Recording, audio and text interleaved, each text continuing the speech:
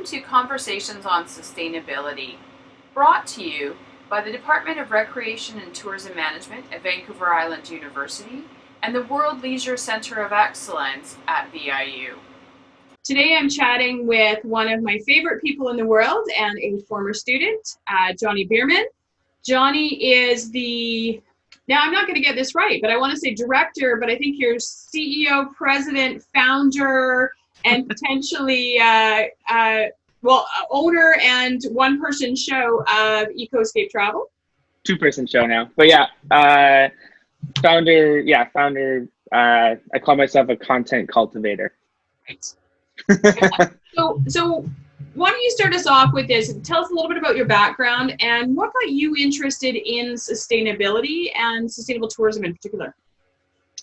So obviously studying at VIU with you and all of the other fine faculty, and I got introduced to sustainable tourism, or we're calling it ecotourism back then, through various different field projects and programs in the university, as well as traveling on my own as well, and seeing what's happening around the world and being more immersed in our environments. Okay. And for you, what does it mean to be sustainable? What does a company or a destination need to do in order to be sustainable? You need to be putting in more than you're taking out. You need to be supporting community, culture, environment. You need to be working with the wildlife and the national parks and the locals in those areas, so that you can create a product and a place that regenerates and cultivates itself and protects and restores both the environment and cultures that have been there long before we have. Okay. And the work that you are doing through EcoEscape Travel, how does that assist tourism organizations that are trying to achieve sustainability? So it works in two parts. I'm a sustainable travel journalist and photographer, and so I used to, and will soon one day again, travel the world and write about various destinations and how their sustainability practices are impacting the tourism economy and the environment for the better. So I write for Lonely Planet, GoPro, Afar, Reader's Digest, Fodors, and a couple others. And so I use that content to create a positive narrative for how to encourage people how to travel more sustainably, and as well as protect the places that they go to, so that it's there for future generations. And the other part of EcoEscape Travel is destination marketing and productions. So that's the side that more pays the bills, and the passion project is more the journalism side. And so I work with DMOs and adventure companies, sometimes globally, but more recently, predominantly in BC. And so with that, we'll do digital marketing campaigns, media buy, social media marketing, content production, and writing, filmmaking, and photography. And we will also do website design. I don't design the websites myself, but the company will bring on the right people that will. But I'll do a lot of the site mapping and create a layout and user experience that is tailored to what the current traveler is looking for, that creates stakeholder leads and economic impact in those destinations. And through that, I also bring forth practices and principles of sustainable travel. So for recently, I helped launch a new destination called Land of Hidden Waters.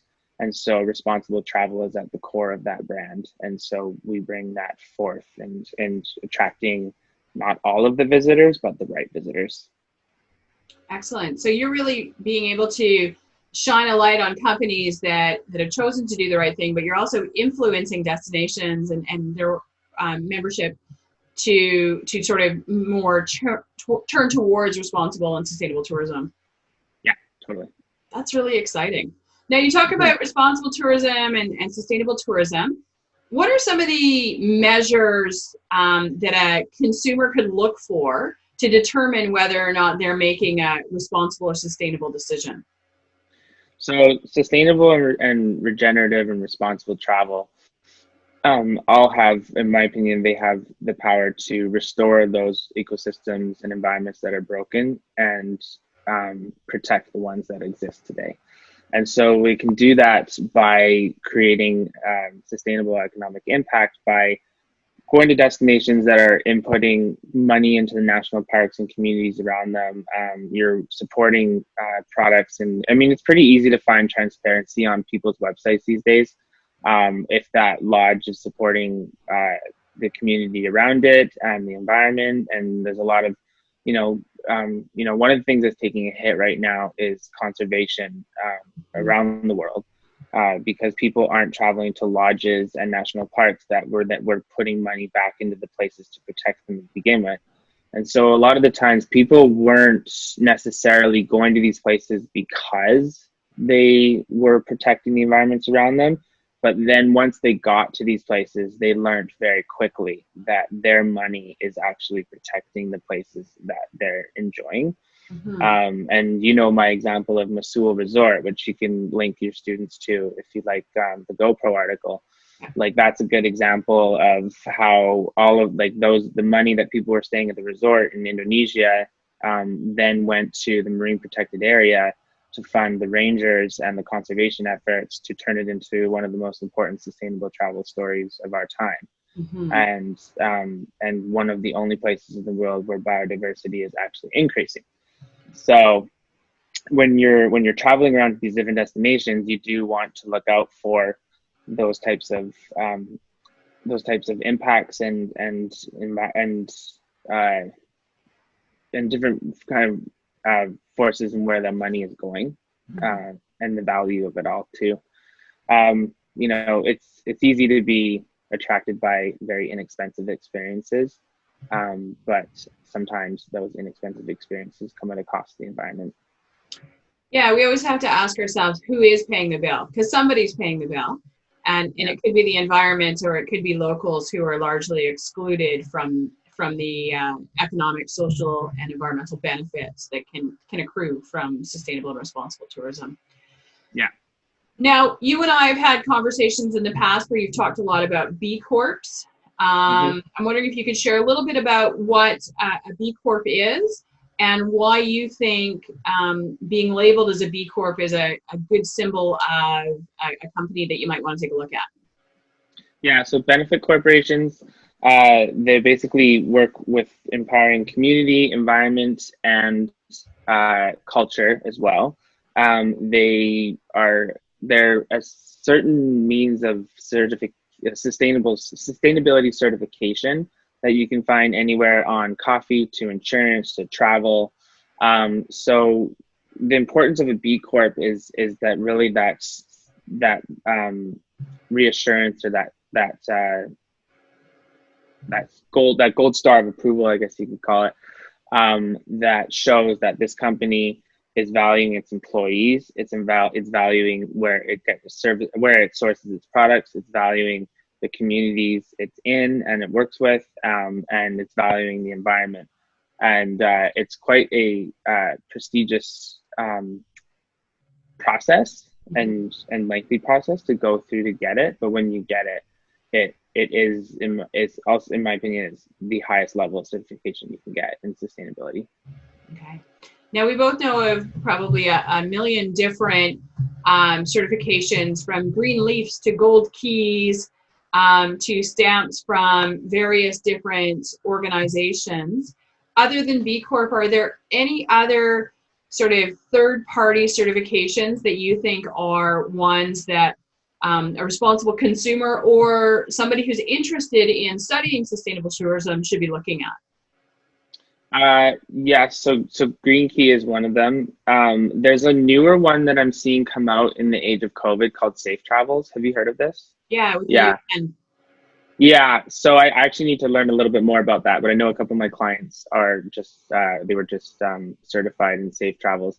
It's changing a little bit now in the age of COVID again. So I would have to do a little bit more research on what is most relevant right now. But the one that comes to mind is safe travels as well. So I need to look a little bit more into what the sustainability is behind that too. But I was just at a virtual Adventure Travel Trade Association event last week, and I noticed a couple partners that I was talking to. One of them was in St. Lucia. I was on their website and noticed their safe travels as well. So you're getting small DMOs in BC labeled safe travels, as well as companies all the way in like St. Lucia. So yeah, it's come out through the United Nations programming, World Health Organization, but I think also I'm like you, I'm gonna have to double check this, and then of course I'll put the links, the appropriate links into the comment section when this gets posted.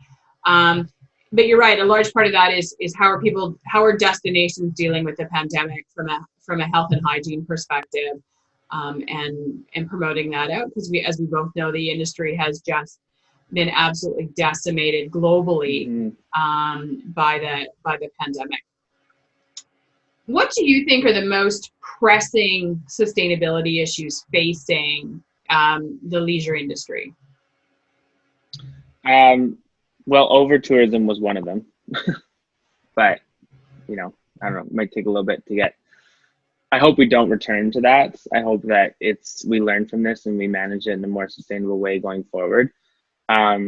So kind of in this age right now, in this present time, the most important sustainability issues in travel are making sure that conservation has enough money to keep going and that things don't take a hit, because that is what's taking a hit right now. In travel, I mean, mass tourism obviously isn't great. It might be a little while before the cruise ships come back. But then again, it's hard, like it's a double-edged sword, because cruise ship tourism, you now see how important that was to cities like Victoria and Vancouver and everywhere they stop, and the economic impact they provide. They need to learn how to do things more sustainably though. Carnival Cruise Lines, I can't remember the exact date, but I remember laughing at it. They were saying like, oh, by 2030, we're going to have all sustainable seafood on our boats. It's like 2030, that's the best you can do. Like they don't try a lot, in my opinion. It's all about profit. And so they're going to need to get back to profitability as soon as they can. And sustainability is going to go by the wayside with them. So it's not a very positive way to look at it and to think about it. But in terms of most pressing issues right now, it's not returning to where we were, and it's showing. And I think slow travel as well is becoming a bit of a trend. So slow travel is absolutely more sustainable. You're spending more money in less places. You're traveling around less. Your emissions are less. Your economic impact can be greater for the areas that you're going to. So that could be a positive way to look at it too. But not exploiting cultures as well is a massive one too. So it kind of comes down to my original pillars of community, culture, and environment. You want to make sure that you are spending money that's going to leave a place better than how it was. Yeah, and that's kind of about the regenerative cycle too, right? Yeah, and economy. I think it gets difficult because oftentimes when we get into discussions about sustainability, we often focus entirely on the environmental side or entirely on the economic side. Which when we do that, we often are leaving out the people side of things. And the evolution of this discussion has been remarkable over the past 15 to 20 years. But at the same time, we've also been remarkably slow to see any sort of acknowledgement beyond profit. And so it is a challenge, and it's a challenge that, as part of the overall challenges facing our globe, whether it's pandemics or global climate change, that we need smart young minds like yours working on the issue. And so, yeah. Go ahead. Oh no, I was just gonna say, it's important to also look at tourism as a cultural safekeeping. So when you're putting essentially you're putting a value on culture, which can be looked at a little bit negatively, but you are showing that, okay, well, when you're invited and when it's the right stories to tell, and when you've had the permission, and when you've had permission to tell those stories, you can use those as a power to bring economic impact and save languages and save cultures and preserve them for more, because you're essentially turning into a bit of a product, yes, but it's also educational. So you're going to bring people into a space where they will come out of it learning more. Like, I mean, Indigenous tourism, especially in Canada, is a great example. You know, you're changing the minds of what people may have learned in the crappiest social study textbooks we learned in the 90s. And like, I mean, what we learned about Indigenous culture is embarrassing in school for my age group. I know it's better now. But when you go into Indigenous tourism, you're learning more about those cultures, you're learning more about the past, you're learning the difficult side of the past as well as the good side of the past. And you're having those difficult conversations. And then you're learning about their languages, and you're learning about their traditional living. And so you're putting a price on the culture a bit, but then you're also giving that culture means of survival in terms of having more economic impact. Again, when you're invited, that's the important part, though. You don't want to tell stories that you don't have permission to tell. Yeah, and you raised some really important questions around cultural-based sustainable tourism, responsible tourism, and intellectual property rights, land rights, and we often don't view image and story as something belonging to a person within a culture. And I've been really fortunate to work with a number of our both local First Nations, but also sort of the equivalent in other countries, in Kenya and Tanzania in particular, and Ghana, where you learn that the story belongs to the family, or the story belongs to a particular chief and community. And there are things that can be shared in the forefront for tourism, but there's also things that are held back that are the sacred, that they're for the community. And you can actually promote a lot of havoc within a community when you're asking people to share things that they're not actually to share. But we also see, I mean, I view Indigenous tourism as an incredible piece of the reconciliation puzzle in Canada. But you're right, it has to be done at the request and invitation of our Indigenous peoples, and not at the idea of a non-native individual or a non-community person coming in and saying, this is what you need to do. You know, that those top-down approaches to development rarely lead to sustainability. Yeah, and I mean, when some of the most transformational experiences I've ever had have been in Indigenous tourism, and have been in our own backyard. And so when you look at the power of what that spiritual and connection and cross-cultural connection can bring for a traveler, you then realize what the power of that type of experience can do for the wider general public and wider community, in terms of, again, the reconciliation conversation. You know, are there a lot of other important issues happening on the reserves and off the reserves? Absolutely. Like, you know, there's a lot going on, but this is a very important step, and I think that's, you know, it's one that's necessary for the sustainable and regenerative travel movement. Excellent. One final question for you. As a consumer, someone who likes to travel, what are your, top tips on how I should be selecting where I go and who I go with? Where I go is dependent on where my story is, to be honest, and especially in how that aligns with my values. So I will not go on a trip, or I won't, like, a lot of my media trips are covered by destinations or the operators and stuff.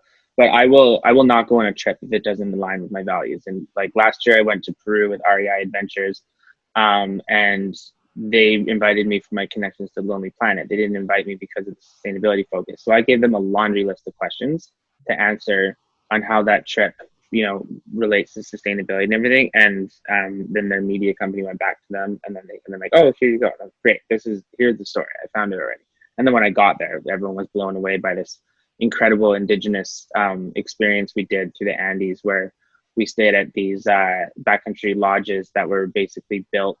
They were built for a means of using the money to fund the education of the children in the community while they're in grade school, as well as funding scholarships for them to go to university and study tourism management.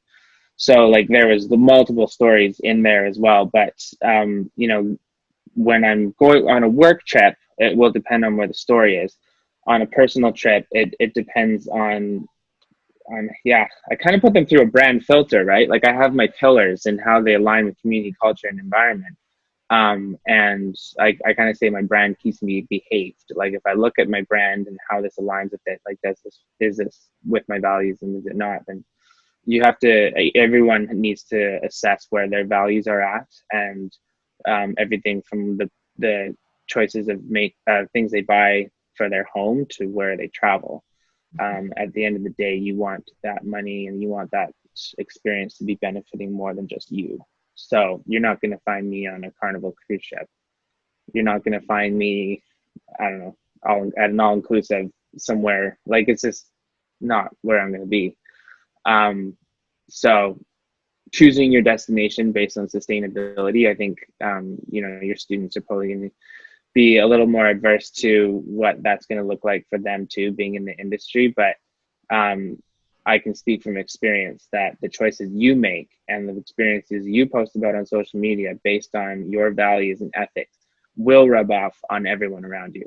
I can absolutely speak volumes to that for how my friends and family travel now compared to what they used to based on my decisions and my storytelling. Jonny, I want to really thank you for taking the time to chat with me today. I think that Thank you. You've given, as always, you give me more to think about in the decisions that I've made, and I'm trying to, push down the guilt that I've been on a Carnival cruise ship before. But it is those tough decisions, right? I went on a family holiday, and on one of the cruise lines that has been penalized the most for repeatedly breaking environmental laws in different places. And so there are tough questions to be asked as consumers. And, one of the things that is often said about the sustainability industry is that businesses aren't going to often make this choice by themselves, that as consumers, we need to vote, and we need to vote with our wallets on the companies and products we support. And then we need to vote in politicians that will actually take some action. Every time you spend your money, you're casting a vote for the kind of world that you want. Once again, I'd like to thank Jonny Bierman from EcoEscape Travel for taking the time to speak with me. This is the first episode of Conversations on Sustainability, and it was a great learning experience. Stay tuned for more.